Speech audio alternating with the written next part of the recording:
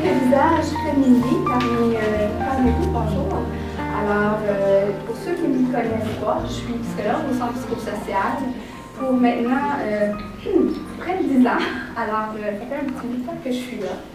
J'ai vu beaucoup de programmes au centre, donc j'ai œuvré un peu dans plusieurs programmes que je vais vous présenter un peu plus tard dans la présentation. Donc, on va commencer avec le volet qui est plus la littératie en santé mentale. Je veux vous dire qu'avant de commencer, c'est vraiment un bref aperçu qu'on va faire ce matin. Alors, on ne passera pas à travers toute la présentation que je fais habituellement qui dure environ 5 à 6 heures. Donc, l'autre élément que j'aimerais vous présenter aujourd'hui, c'est de mieux connaître les services au centre psychosocial, évidemment. Pourquoi on parle de santé mentale dans le milieu scolaire? On sait que les études nous démontrent que la réussite à l'école va être un bon prédicteur de la réussite dans la vie future. Donc, si on a un bon milieu scolaire qui nous permet de réussir, qui nous permet de développer nos compétences autant au niveau académique, c'est dans ce milieu-là que les enfants vont apprendre à résoudre des conflits, se faire des amis. Alors, le milieu scolaire peut nous aider à développer ces compétences. Par contre, on a tous une santé mentale qui est en plus ou moins bonnes conditions. Lorsqu'on parle des enfants, on parle aussi de leur niveau de résilience. Alors, c'est pour ça que je vous ai parlé de santé mentale. Il y a un grand lien avec faire preuve de résilience. Parce qu'il y a plusieurs compétences qu'on peut aider les enfants à développer qui sont associées à avoir une bonne résilience pour faire face aux obstacles de la vie, pour faire face aux difficultés, aux transitions.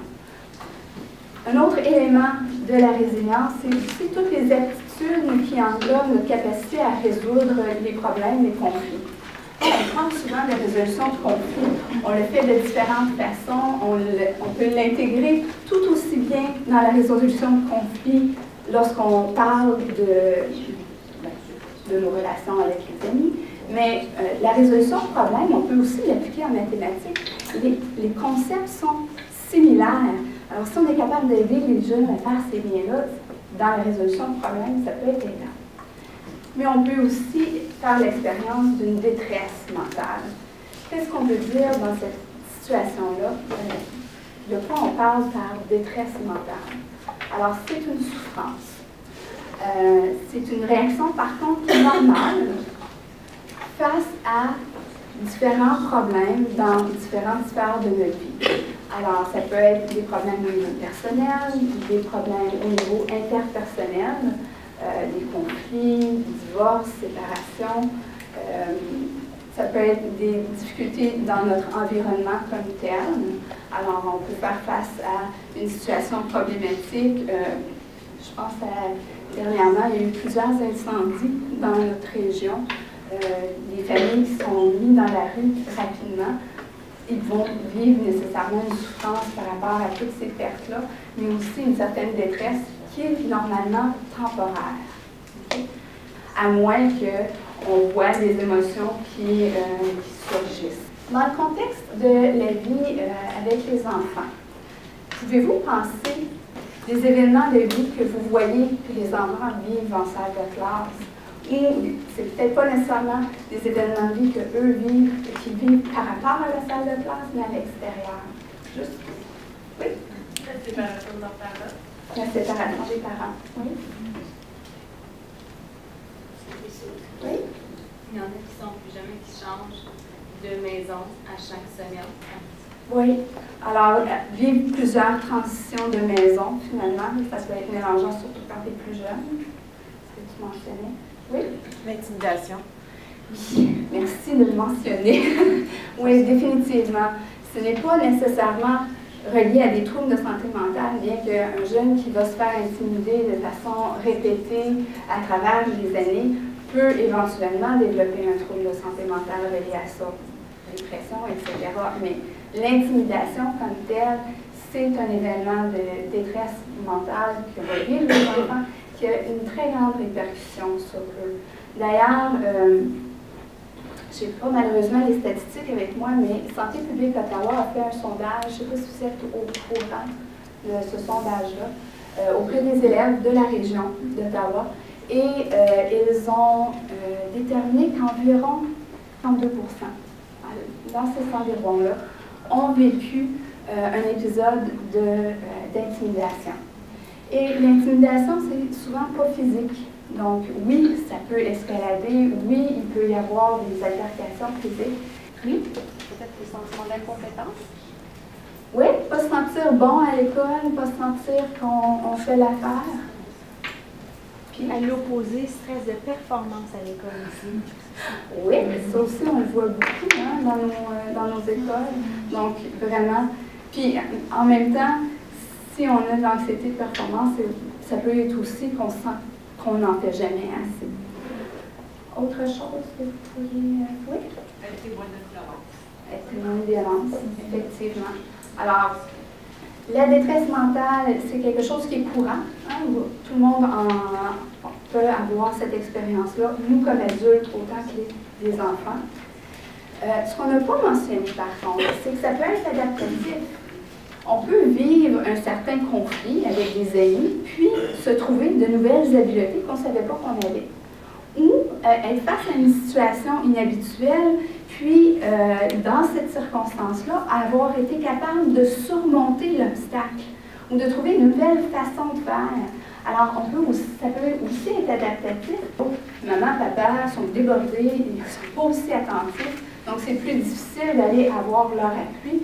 Puis aussi, c'est sûr qu'on voit moins. À l'école, les gens qui sont là voient les interactions avec les autres, voient l'enfant réagir dans certaines situations. Alors, à ce moment-là, il peut être opportun pour les intervenants en salle de classe, pour les enseignants, pour peut-être même pour le concierge, c'est une bonne relation avec cet enfant-là, de donner un certain appui à l'enfant pour l'aider à résoudre la problématique qui est de courte durée. Les troubles de santé mentale, c'est plutôt rare. Hein? On en parle aujourd'hui parce que ça fait partie de votre formation. On veut vous sensibiliser à, mais il ne faut pas oublier non plus que ce n'est pas quelque chose qui est à tous les coins de rue. Donc, sur les différentes sphères de la vie de l'enfant, que ce soit au niveau social, que ce soit au niveau académique, que ce soit plus tard au niveau du travail. Donc, il faut vraiment qu'on voit un impact sur le fonctionnement de l'enfant. Donc, je disais que c'était moins courant. Ça peut être déclenché par des situations environnementales, mais ça ne veut pas nécessairement dire que ça va être déclenché par une situation environnementale.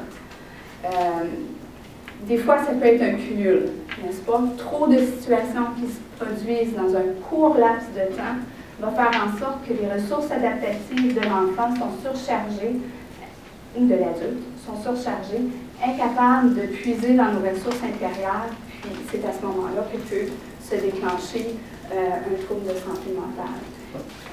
Un stress qui est grave, qui est prolongé, particulièrement à des moments vulnérables de la vie, donc dans la petite enfance, on parle aux enfants qui sont négligés ou qui sont maltraités, ça peut avoir des impacts finalement sur le cerveau de l'enfant. Donc, ces impacts-là ne se manifesteront pas nécessairement tout de suite comme un trouble de santé mentale, mais c'est sûr que ça rend l'enfant plus vulnérable dans le futur à un trouble de santé mentale. Ça veut dire finalement que le cerveau, que certains éléments de notre fonctionnement ne fonctionnent plus aussi bien qu'auparavant. Dans les 6 sphères du fonctionnement, les domaines de la perception, donc notre capacité à percevoir les situations, puis à bien connecter, bien décortiquer qu'est-ce qui se passe dans cette situation-là, puis l'avoir à sa valeur juste, pas surinterpréter. Au niveau des émotions, donc avoir une bonne gestion des émotions, avoir aussi la capacité à traiter l'information qui nous vient. Donc, d'agresseurs ou certains stresseurs importants peuvent causer une rechute pour les personnes qui vivent un trouble de santé mentale. Alors, on peut avoir des gens qui, de façon générale, vivent avec un certain niveau un trouble anxieux. qui vivent avec la dépression, mais qui sont en mesure de bien gérer leurs symptômes dans un cadre donné. Alors, dans ces situations-là, ils arrivent à bien composer avec leur vie de tous les jours, puis de pouvoir rencontrer les normes de fonctionnement dans la société. Certains des symptômes que vivent la personne qui a un trouble de santé mentale vont aussi causer en soi un stress additionnel et peut-être même ajouter au fardeau de la personne. Pensez à la personne qui est déprimée, qui, pour elle, va avoir tendance à s'isoler beaucoup plus de son réseau social et, comme conséquence, parce qu'elle est plus isolée de son réseau, va avoir moins tendance à s'amuser, à sortir, à pouvoir apprécier la vie, les petits plaisirs de la vie.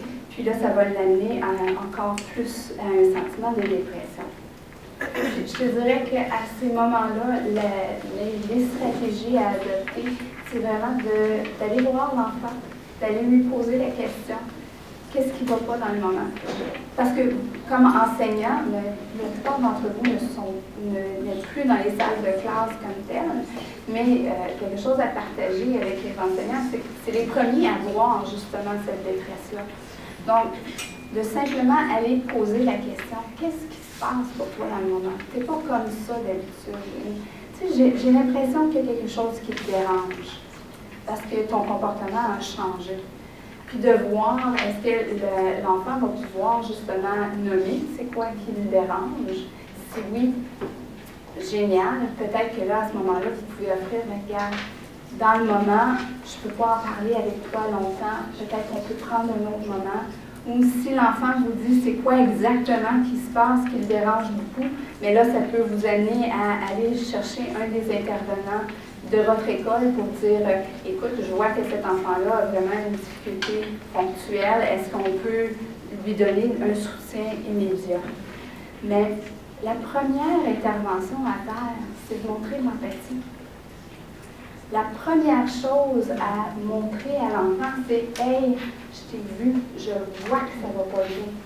On peut-tu en parler? » Puis juste de permettre à l'enfant d'avoir ce petit espace-là, ça va lui permettre de diminuer son stress, parce que là, il ne garde plus ça tout pour lui tout seul.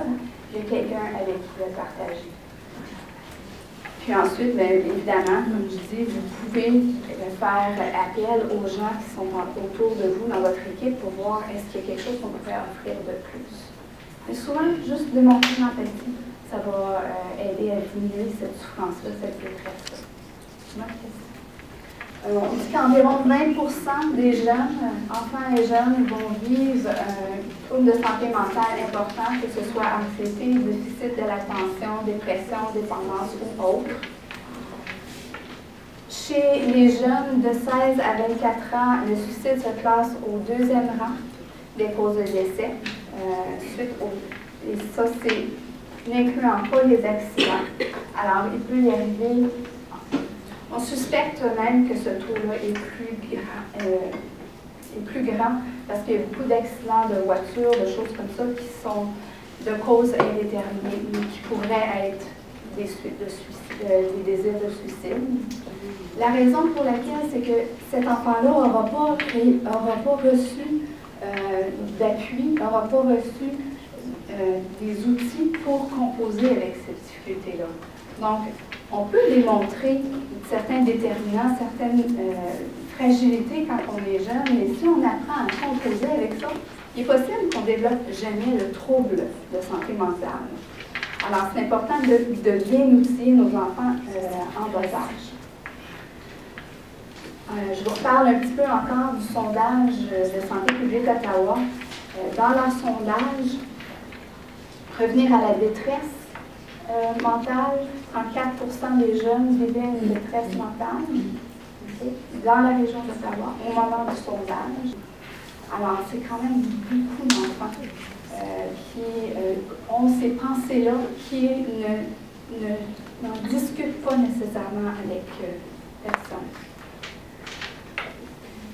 il y a beaucoup d'élasticité dans les statistiques parce que ça dépend du groupe d'âge qu'on regarde, ça dépend de la période de prévalence qu'on va regarder, donc ça varie toujours un tout petit peu.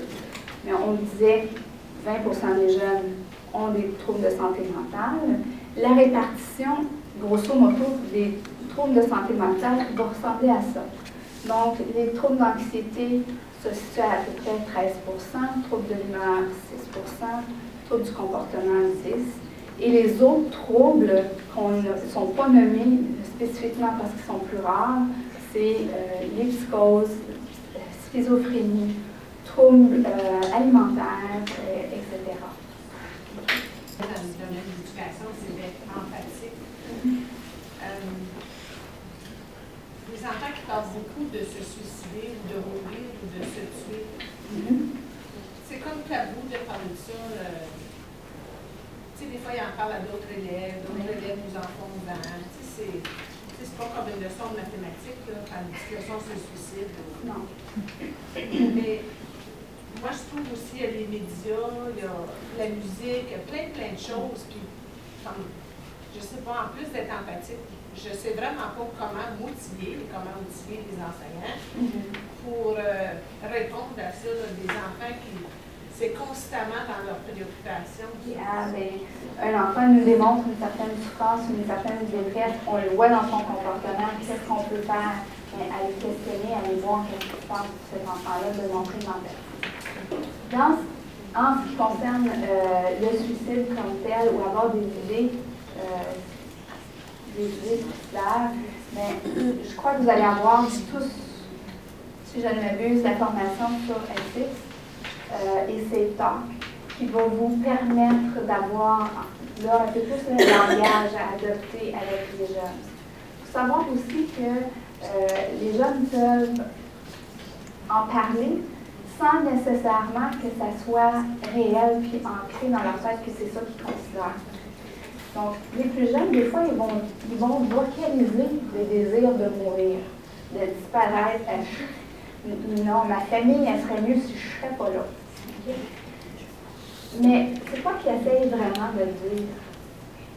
Quand ils sont jeunes, ils n'ont pas nécessairement les outils pour passer à l'acte. Ils sont en train de te dire, par contre, qu'ils ont une souffrance. Donc, là, dans ces cas-là, c'est vraiment l'empathie qui irait. C'est aller voir, mais qu'est-ce qui se passe pour toi pour que tu penses ça, puis le diriger vers les bonnes personnes pour l'aider si c'est des situations qui pourraient mériter une aide plus professionnelle. Je veux dire, 30% de la population a déjà eu des idées suicidaires. Alors, il y a quand même beaucoup de gens qui ont déjà eu des pensées à un certain moment donné de dire je vais en finir, ou je serais mieux si. Ça serait donc plus facile si je serais pas au jour. Ça ne veut pas dire nécessairement que parce qu'ils l'ont pensé, qu'ils vont l'utiliser comme moyen. C'est quand ça devient un moyen qu'on contemple et que ça devient notre seule et unique porte de sortie, et là, ça devient problématique. Ça ne va pas nécessairement. Trouble anxieux, 3%. Les enfants, des jeunes vont vivre un trouble anxieux dans la salle de classe. Il y a le TDAH et l'anorexie aussi, qui est quand même assez rare. Quand on parle des jeunes, on parle de quel groupe d'âge? Je suis un peu étonnée qu'anorexie n'est pas plus élevée. Donc, est-ce qu'on parle de l'âge de petite enfance? Ou... Non, on parle vraiment de façon générale. Même à l'adolescence? Oui. Oui, mais quand on parle d'anorexie, on parle vraiment du trouble anorexique avec les critères diagnostiques, qui est différent d'avoir un trouble alimentaire où on a une grande préoccupation par rapport à l'alimentation. Quand on parle de détresse, trouble, oui, il y a une distinction à faire. Il y en aurait 4 à 5. Sur 20 à 25 élèves. C'est pas rare, ça, là. Mais c'est pas tout, là. C'est 20%, c'est comme... Je suis d'accord. Ça, c'est qu'ils ont besoin d'un diagnostic.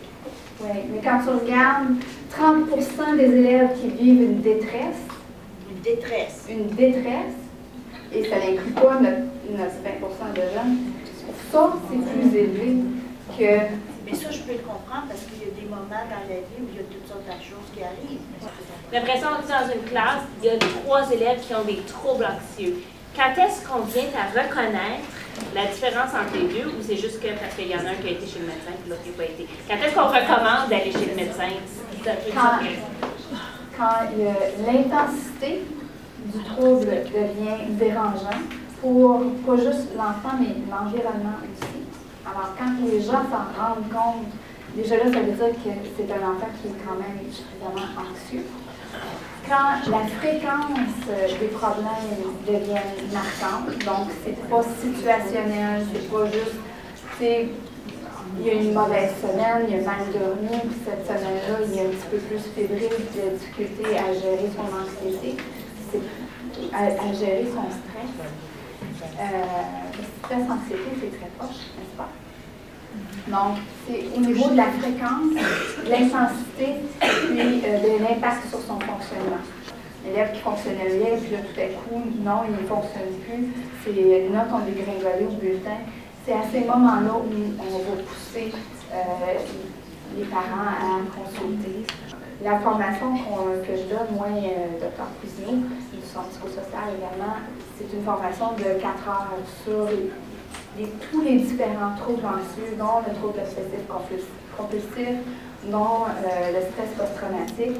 Donc, ça englobe plusieurs différents diagnostics quand on parle de troubles anxieux.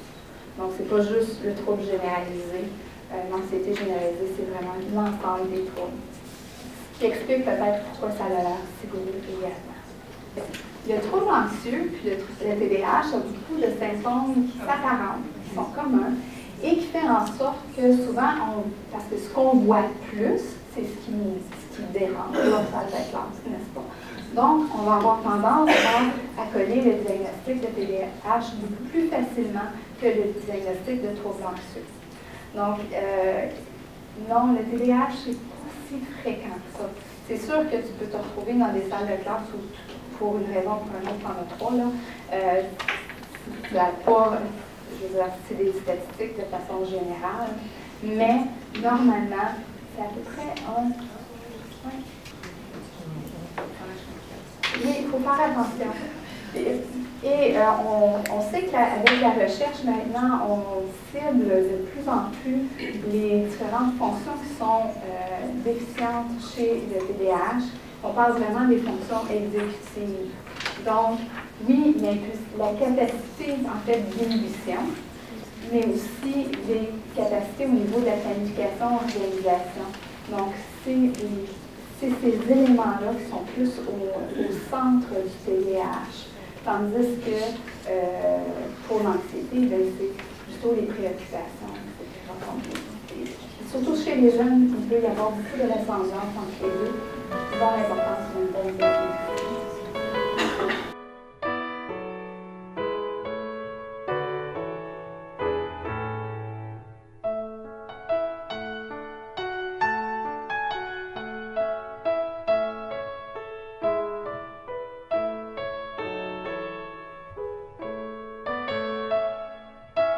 Individuel, on a le tempérament de l'enfant, au niveau de la génétique également, donc les antécédents familiaux qui peuvent avoir un impact, leur propre capacité d'apprendre. Alors, je viens de vous parler juste vite des troubles d'apprentissage, mais c'est certain que les jeunes qui ont des troubles d'apprentissage, souvent ça va avoir un impact aussi sur leur estime de soi, sur leur capacité à résoudre des problèmes, à gérer leurs émotions.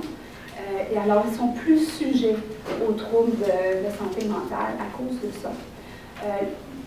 Dans les facteurs individuels, on va regarder aussi les capacités d'adaptation des jeunes et les aptitudes sociales.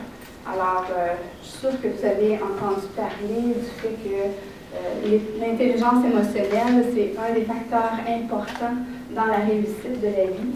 Alors, oui, il y a la réussite scolaire qui est un déterminant important, mais les comportements parentaux. Alors, on en a parlé un petit peu tantôt avec nos jeunes qui ont un trouble anxieux, trouble de dépression.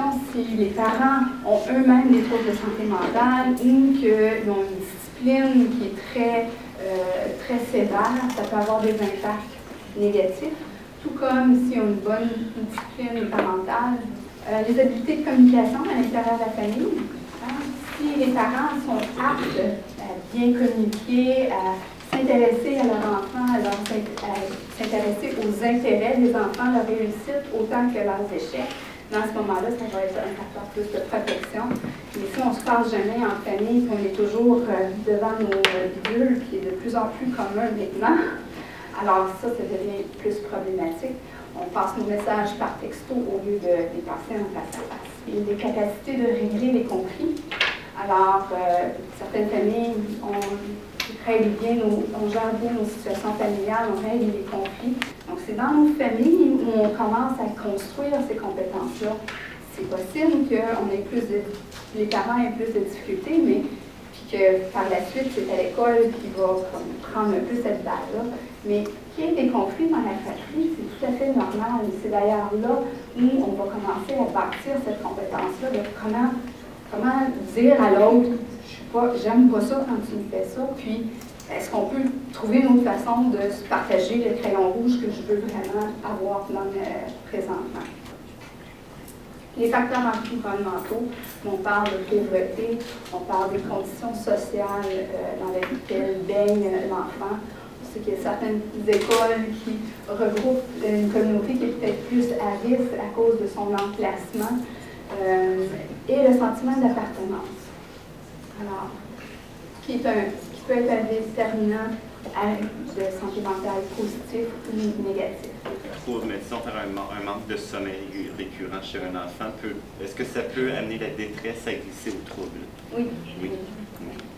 Le trouble de sommeil, c'est un des problèmes qui est les plus courants. Bien, un des problèmes très courants chez les enfants, qui est souvent mal diagnostiqué ou mal pris en charge, autant au niveau de la santé physique que, je te dirais même, au niveau des problèmes de santé, au niveau des professionnels de santé mentale. Alors, un enfant qui a des difficultés au niveau du sommeil, soit au niveau de s'endormir le soir ou se réveiller fréquemment pendant la nuit, c'est définitivement un trouble qui mérite une investigation plus approfondie, puis qui mérite aussi des services de rééducation au niveau du sommeil. Puis de vraiment voir qu'il y a des interrelations avec tous les facteurs.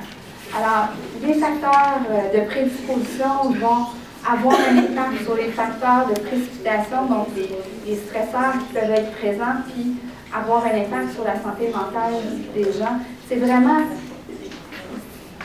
c'est pas un modèle statique, il n'y a pas un élément, et il n'y a pas non plus de ligne claire entre les facteurs nature, donc plus la génétique, versus l'environnement.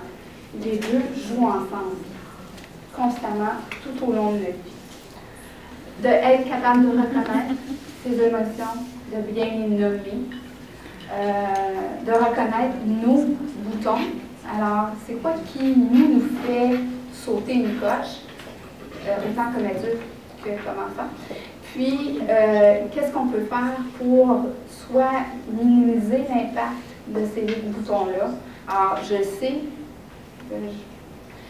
quand je vais dans la classe de monsieur un tel, c'est bruyant, ça me dérange, je ne suis pas capable, c'est comme s'il y avait 100 000 choses qui se passaient dans ma tête qui m'agressent. Mais qu'est-ce qu'on peut faire quand tu vas dans cette classe-là pour diminuer l'impact du bruit qui te dérange autant? Est-ce que tu es capable de le dire à monsieur que ça, c'est quelque chose qui te dérange beaucoup? Peut-être que monsieur pourrait t'aider avec ça. Alors, il y a la relation. La relation, c'est 30% de l'intervention. Après ça, il y a les outils qu'on peut donner à l'enfant. Et ça, c'est vraiment démontré dans la recherche. Donc, oui, la relation est importante dans notre intervention avec les jeunes. Et ça compte pour beaucoup, mais ça compte, il y a d'autres choses qu'on doit ajouter à ça. Ceci étant dit, je ne veux pas passer à travers tous les facteurs de prédisposition, mais je voulais quand même parler un peu de l'attachement. Entre autres parce que je sais que vous allez parler de l'attachement dans le développement de l'anxiété un peu cet après-midi. Aussi parce qu'il y a beaucoup il y a beaucoup d'emphase qui est mise sur les relations d'attachement, comme tu viens de mentionner. Et je croyais que c'était important là, de vous donner un petit peu d'infos sur ça. Alors, comme j'ai mentionné tantôt, il y a quand même 50% des jeunes qui ont un attachement sécurisé avec leurs parents. Ce n'est pas tous les jeunes qui vivent des difficultés d'attachement, mais on va les voir de façon beaucoup plus fréquente dans les contextes de mauvais traitement, de négligence ou d'abus chez les jeunes. Alors, dans les familles où on a des situations de violence conjugale, qu'on a des situations de mauvais traitement, là, c'est certain que la relation d'attachement va être beaucoup affectée. Et ce qui définit un problème d'attachement, c'est que, dans le fond, l'enfant a vécu des expériences de vie qui fait en sorte qu'il y a beaucoup de difficultés à faire confiance à un adulte pour justement l'aider ou le protéger. Alors, dans ses relations avec les personnes significatives de sa vie, l'enfant ni plus ni moins pas confiance dans l'adulte parce qu'on l'a mis dans des situations problématiques, plus à risque de développer des problèmes de santé mentale plus tard pour plusieurs raisons. Souvent, ils n'ont pas eu la stimulation nécessaire lorsqu'ils étaient à la maison. Donc, on a des prérequis au langage, la lecture, l'écriture, ça n'a pas été développé chez eux. Donc, ça les met à risque d'un trouble d'apprentissage qui les met après ça à risque pour un trouble de santé mentale. Alors, vraiment, c'est des situations qui sont vraiment problématiques pour lesquelles il faut agir le plus rapidement possible. Donc, je vous le mentionne parce que je ne ferai pas un laïus très long sur les nécessités de faire les signalements, mais lorsque vous voyez des situations problématiques, c'est important de faire les signalements appropriés aux agences appropriées, donc dans notre cas à la Société d'aide à l'enfance, pour aider à protéger ces enfants-là de ces mauvais traitements-là, de ces situations-là qui les mettent à risque pour beaucoup plus tard. Mais il y a quand même des signes qu'on peut reconnaître. Mais si tu vois un changement, oui, là, tu vas le voir. Mais sinon, mais tu vas le voir dans l'habillement, dans les collations, les lunchs, l'apparition de bleu que tu ne comprends pas. Tu vas le voir aussi dans la relation de l'enfant. Si l'enfant est vraiment méfiant envers les adultes autour de lui, qui est dur d'approche, ça devrait être un drapeau d'alarme. Alors, il y a quand même certains signes qui sont possibles à détecter. Encore là, je ne veux pas faire un grand, parce que c'est vraiment, si c'est quelque chose qui vous préoccupe, que vous trouvez que vous aimeriez avoir plus d'informations, je sais que la Société d'aide à l'enfance offre des formations pour les intervenants de première ligne afin de mieux détecter les problèmes qui peuvent survenir. Oui. Est-ce qu'il y a peut-être plus de problèmes d'attachement qu'on peut voir avec les pupilles de la couronne ou dans votre expérience, par exemple, de travail, vous avez collaboré avec la SAE, sûrement. Est-ce que vous en voyez plus? Puis quels sont peut-être les impacts au niveau des capacités d'apprentissage pour les enfants qui ont ces problèmes-là? Prochaine à cette heure. À quoi ressemble un problème d'attachement à l'école? Ce qu'on va voir chez ces enfants-là, c'est souvent des enfants qui sont très exigeants, qui demandent beaucoup d'attention de l'adulte, qui ont beaucoup de difficultés à faire les choses seuls, parce que là, enfin, il y a quelqu'un qui prend du temps pour être avec eux. Alors, ils peuvent demander de plus en plus. Bon, il y a différents types de troubles réactionnels de l'attachement. Il y a des jeunes qui vont être très inhibés, donc qui vont avoir peur de l'adulte, qui vont être réservés, qui ne voudront pas entrer en contact. Ou tu vas avoir le contraire, des jeunes qui sont très affectueux, trop affectueux avec un peu n'importe qui ont beaucoup de difficultés à avoir des relations en profondeur. Donc, ça va être vraiment à la surface. Ça peut même apparaître comme manipulateur. J'aime pas ce mot-là, c'est un mot que j'évite habituellement, mais vraiment dans leur relation, on dirait qu'ils sont toujours en train de rechercher ce qui va combler leurs besoins, indifféremment de comment ça peut avoir un impact sur les autres autour d'eux. C'est souvent des jeunes qui vont être très hyper vigilants. Donc, très, très conscients de leur environnement. Et d'ailleurs, c'est une des choses qu'il faut faire attention quand on fait un diagnostic de TDAH, justement, parce que ces jeunes-là ont tendance à être plus actifs que les autres. Mais ce n'est pas nécessairement un TDAH comme tel, c'est plutôt, ça peut être un post-trauma. Donc, encore là, une autre raison pourquoi j'ai mis ta question tantôt. Oui, mais c'est parce que il y a d'autres diagnostics qui pourraient être attribués aux jeunes qui ont un TDAH. C'est des jeunes qui vont présenter souvent des retards d'apprentissage, parce qu'on l'a mentionné tantôt. Ils ont manqué de stimulation, ils n'ont pas eu les appuis, les parents ne sont pas disponibles pour aider avec les devoirs, etc. Aussi, souvent, il va y avoir des répercussions au niveau du langage. Donc, ces jeunes-là sont plus sujets à avoir des troubles de langage que les autres jeunes, encore là, par manque de stimulation. Peuvent être très destructeurs envers les biens des autres. Donc, tout va bien, tout est calme, et là, ouf! Ce jeune-là va détruire la salle de classe dans l'espace de 30 secondes. Et souvent, c'est un enfant qui a de la difficulté à démontrer du remords, a très peu d'empathie pour les autres. Donc, c'est des enfants qui semblent très froids par rapport à les autres enfants qui les entourent. Pour répondre à ta question, oui, on va le voir beaucoup plus souvent chez les enfants, justement, qui sont pupilles de la couronne ou qui sont dans les groupes, des foyers d'accueil avec la SAE. C'est pas toujours relié à leur situation d'être en foyer de groupe, mais plutôt tout ce qu'ils ont vécu auparavant, qui fait en sorte qu'ils ont des troubles d'attachement. C'est sûr qu'être chambardé d'un foyer à l'autre, ça n'aide pas la situation.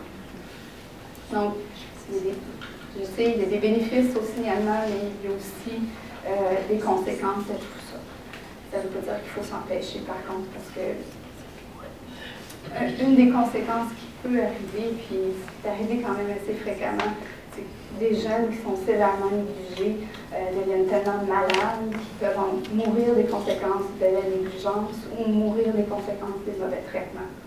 Si tu avais des conseils à donner à des gens qui travaillent à chaque jour avec des élèves dans un milieu scolaire, comment on peut appuyer des jeunes qui ont ce problème-là ou qui vivent ça, ou qui ont vécu ça, mais qui sont maintenant dans un milieu plus stable, puis qu'on veut continuer à les appuyer?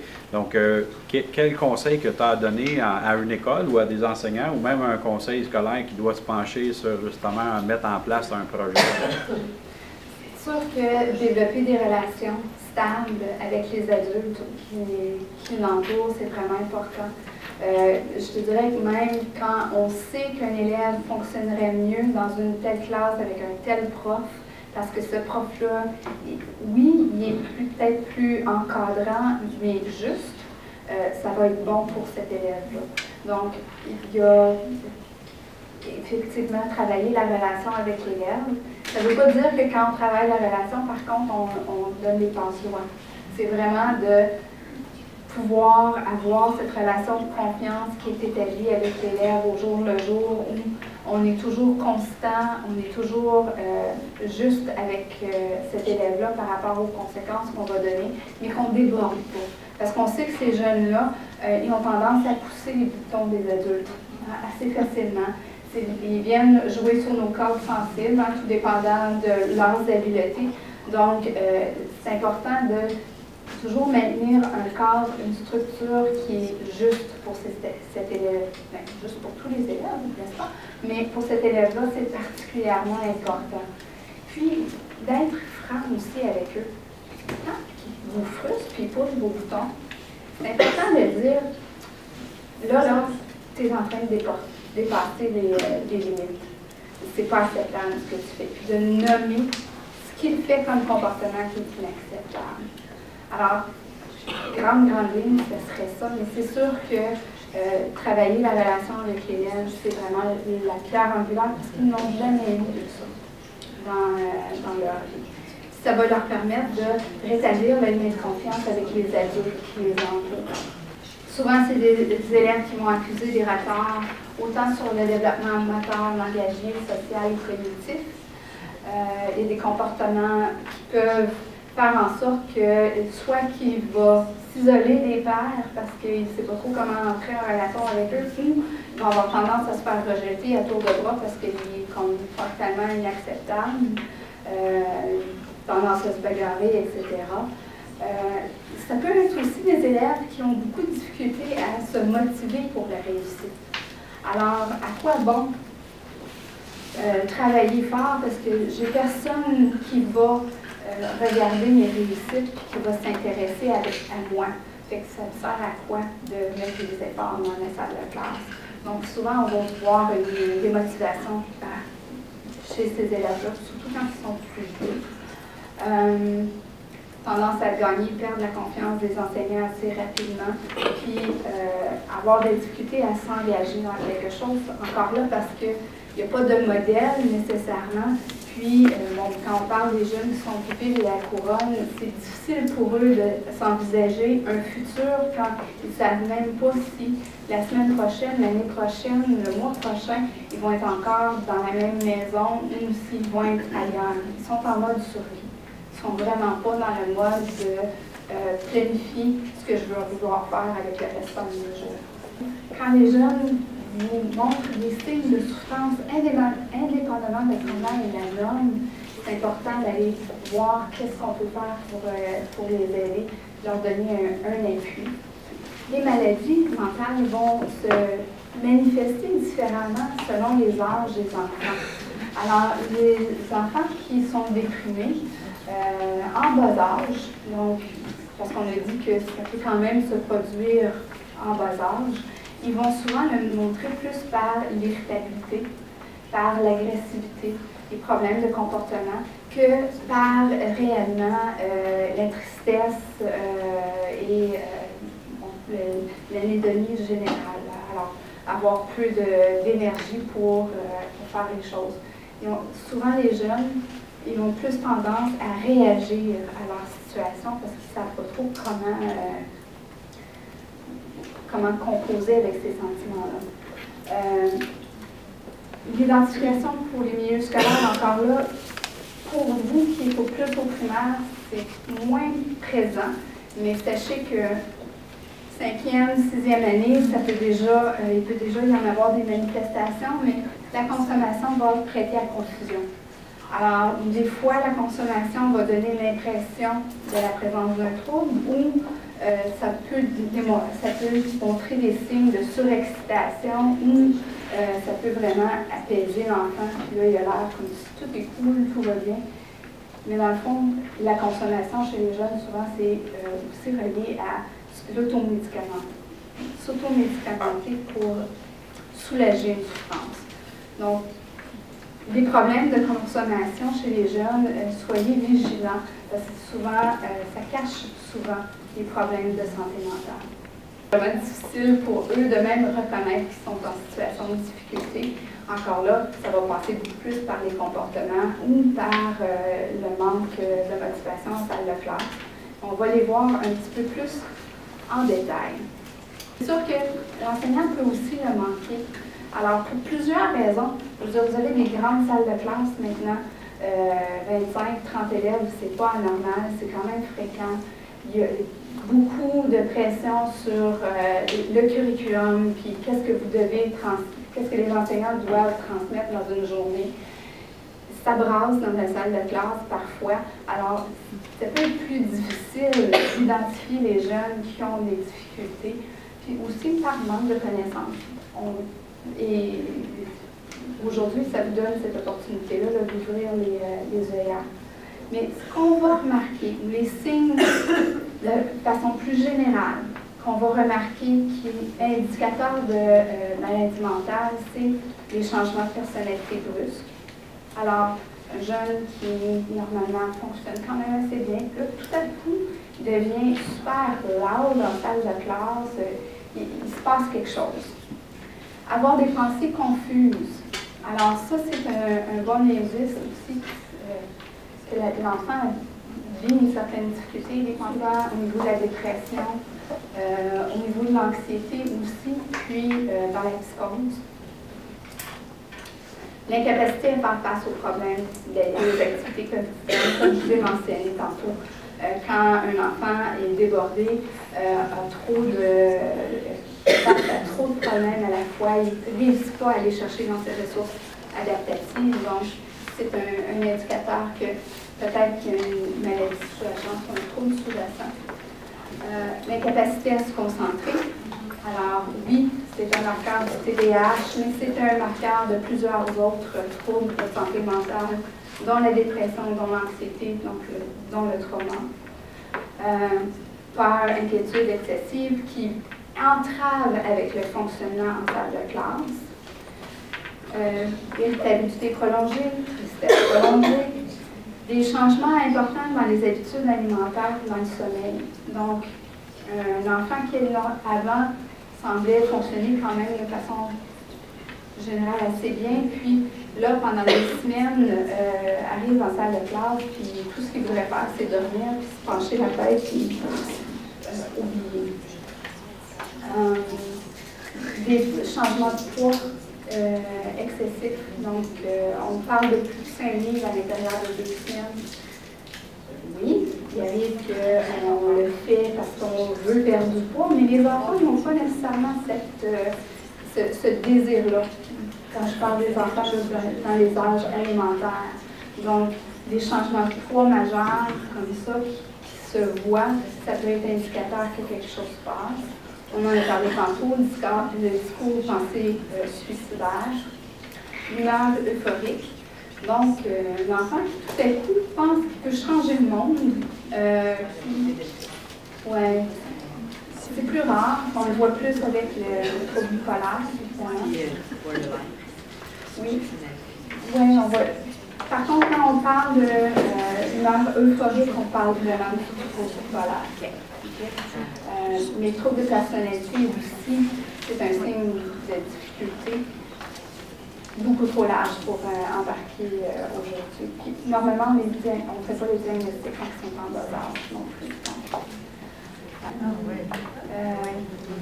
L'automutilation. Donc, c'est signe qu'il y a quelque chose qui ne va pas, il y a une souffrance là, qui est gérée de façon inadéquate.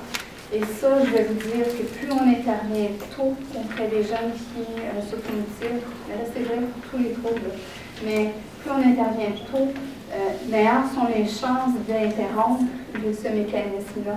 Parce que ce qu'on est en train de découvrir dans la recherche, c'est que les jeunes qui s'automutilent de façon très constante peuvent développer l'équivalent quasiment d'un trouble obsessif compulsif qui se manifeste au niveau de l'automutilation. Il faut vraiment aider les jeunes et intervenir rapidement à ce niveau-là. Parce que ça devient une compulsion, ils sont incapables de gérer leur colère ou autres émotions, sentiments de vide, etc. quand se fait. Mais à l'école, ce qu'on peut remarquer, qui est peut-être plus flagrant, c'est évidemment les absences et les retards fréquents. Le découragement. Un élève qui semble vraiment apathique, ne veut plus fonctionner en salle de classe. La désorganisation. Les manques de coopération, alors chose qu'on voit quand même peut arriver de façon assez fréquente, mais un jeune qui, de façon consistante, ne veut pas coopérer en salle de classe, c'est définitivement un signe qu'il y a quelque chose qui ne va pas. Augmentation de l'agitation, pas nécessairement parce que c'est un TDAH, mais parce que c'est signe d'autres difficultés. On va le voir, comme je l'ai mentionné tantôt, beaucoup au niveau de la dépression chez les jeunes enfants à l'élémentaire. Évidemment, un jeune qui est toujours en train de se plaindre, j'ai mal ici, je suis fatiguée, je me sens pas bien, j'ai mal au ventre. Ça ne veut pas nécessairement dire qu'il y a un trouble de santé mentale, mais définitivement une détresse qui peut être présente. Certains, ça va être des montées graduelles. Il y en a d'autres que ça peut être assez soudain. Je pense à une situation, une jeune qui s'est fait intimider, rentrer dans les casiers. Toi, si tu parles de ce que tu as vu, tu es morte demain. Le lendemain, mal au ventre, tu ne veux pas aller à l'école. Apparition soudaine. Il y a quelque chose qui est arrivé, mais pas nécessairement quelque chose qui a été vu par les autres. Puis oui, ça peut être signe d'une ça peut être signe d'une souffrance, définitivement, qu'il s'est passé quelque chose. À l'avant, les dépliants, certains dépliants du centre, dont le dépliant qui est plus général, la clinique et de santé mentale et les différents centres de traitement de jour qu'on a comme service. Et aussi amener le dépliant du dépistage précoce. Alors, moi et André Cousineau, autre psychologue au centre psychosocial, on a développé un programme pour le dépistage des enfants de 0 à 5 ans qui présentent des particularités au niveau du développement, qui ont des difficultés au niveau langagier, émotionnel. Puis on fait vraiment un dépistage clinique. C'est les psychoéducatrices du centre psychosocial qui utilisent différents outils pour aller évaluer le langage au niveau cognitif, affectif et moteur. Et ensuite, nous permet de les diriger vers les bons services si ce n'est pas des services que nous, on a. Donc, par exemple, si on voit que l'enfant a vraiment un drapeau rouge au niveau langagier, on va l'envoyer vers le premier mot. Si c'est un enfant qui démontre des signes d'être sur le spectre de l'autisme, on va l'envoyer vers le CETO pour qu'eux puissent faire le diagnostic approprié. Alors, suite à, comme vous savez, les listes d'attente, etc., on a développé ce programme-là pour l'enfant.